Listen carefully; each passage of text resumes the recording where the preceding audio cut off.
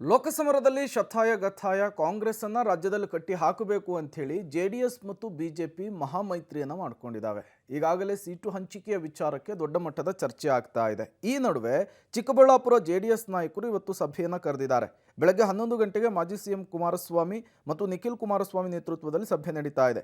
ಮೈತ್ರಿ ಮಾತುಕತೆಯ ವೇಳೆ ಈ ಕ್ಷೇತ್ರಕ್ಕೂ ಕೂಡ ಜೆಡಿಎಸ್ ಡಿಮ್ಯಾಂಡ್ ಇಟ್ಟಿದೆ. ಈ ವೇಳೆ ಮಾಜಿ ಸಚಿವ ಸುಧಾಕರ್ ಅವರು ಕುಮಾರಸ್ವಾಮಿ ಅವರನ್ನು ಭೇಟಿಯಾಗಿ ಹಿಂದೆ ಬೆಂಬಲವನ್ನು ಯಾಚನೆ ಮಾಡಿದರು. ಈ ಹಿನ್ನೆಲೆಯಲ್ಲಿ ಮುಂದಿನ ನಡೆಯ ಬಗ್ಗೆ, ಅಭ್ಯರ್ಥಿಯ ಬಗ್ಗೆ, ಮುಂದಿನ ನಿರ್ಧಾರದ ಬಗ್ಗೆ ಇವತ್ತು ಚಿಕ್ಕಬಳ್ಳಾಪುರ ಕ್ಷೇತ್ರದ ಜನರಿಂದ ಅಥವಾ ಜೆಡಿಎಸ್ ಕಾರ್ಯಕರ್ತರಿಂದ ಮಾಹಿತಿಯನ್ನು ಸಂಗ್ರಹಿಸಲಿಕ್ಕೆ ದಳಪತಿಗಳು ಮುಂದಾಗ್ತಾ ಇದ್ದಾರೆ. ಬಿಜೆಪಿ ಆಡಳಿತದಲ್ಲಿ 545 ಹುದ್ದೆಗೆ ಈ PSI ನೇಮಕಾತಿಯಾಗಿತ್ತಲ್ಲ, ಅದರಲ್ಲಿ ಅಕ್ರಮ ಆಗಿತ್ತು. ಆ ವಿಚಾರಕ್ಕೆ ಸಂಬಂಧಪಟ್ಟಂತೆ ನ್ಯಾಯಾಂಗ ತನಿಖೆಗೆ ಸೂಚನೆ ಕೊಡಲಾಗಿತ್ತು. ಈಗ ನ್ಯಾಯಾಂಗ ತನಿಖೆಯ ವರದಿ ಸರ್ಕಾರದ ಕೈ ಸೇರಿದೆ. ಇಡೀ ಪ್ರಕರಣವನ್ನು ಸುದೀರ್ಘವಾಗಿ ತನಿಖೆ ನಡೆಸಿದಂತಹ ನಿವೃತ್ತ ನ್ಯಾಯಮೂರ್ತಿ ವೀರಪ್ಪ ಅವರ ಆಯೋಗ ಸಿಎಂ ಗೃಹ ಕಾರ್ಯಾಲಯ ಕೃಷ್ಣಕ್ಕೆ ತೆರಳಿ ವರದಿಯನ್ನು ಸಲ್ಲಿಕೆ ಮಾಡಿದೆ. ಮೂಲಗಳ ಮಾಹಿತಿಯ ಪ್ರಕಾರ ವರದಿಯಲ್ಲಿ ಒಂದಿಷ್ಟು ಅಂಶಗಳು ಇದೆ ಅಂತ ಹೇಳಲಾಗ್ತಾ ಇದೆ. ಅಂಶಗಳು ಯಾವುದು ಅಂತ ಹೇಳಿ ನೋಡ್ಬಿಡೋಣ. ನೇಮಕಾತಿಯ ವಿಭಾಗದ ಅಧಿಕಾರಿಗಳು ಭ್ರಷ್ಟಾಚಾರದಲ್ಲಿ ತೊಡಗಿಸಿಕೊಂಡಿದ್ದಾರೆ. ಪರೀಕ್ಷೆಯಲ್ಲಿ ಪಾರದರ್ಶಕತೆ ಇಟ್ಟಿಲ್ಲದೆ ಇರೋದೇ ಈ ರೀತಿ ಅಕ್ರಮವಾಗಲಿಕ್ಕೆ ಕಾರಣ.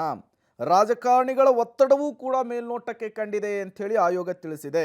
CID ಇನ್ನಷ್ಟು ಆಳವಾಗಿ ತನಿಖೆಯನ್ನು ನಡೆಸಬಹುದಿತ್ತು ಅಂತ ಕೂಡ ನ್ಯಾಯಾಂಗ ತನಿಖೆಯ ವರದಿಯಲ್ಲಿ ಉಲ್ಲೇಖಿಸಿರುವಂತಹ ಅಂಶಗಳು ಹೇಳ್ತಾ ಇರುವಂಥದ್ದು.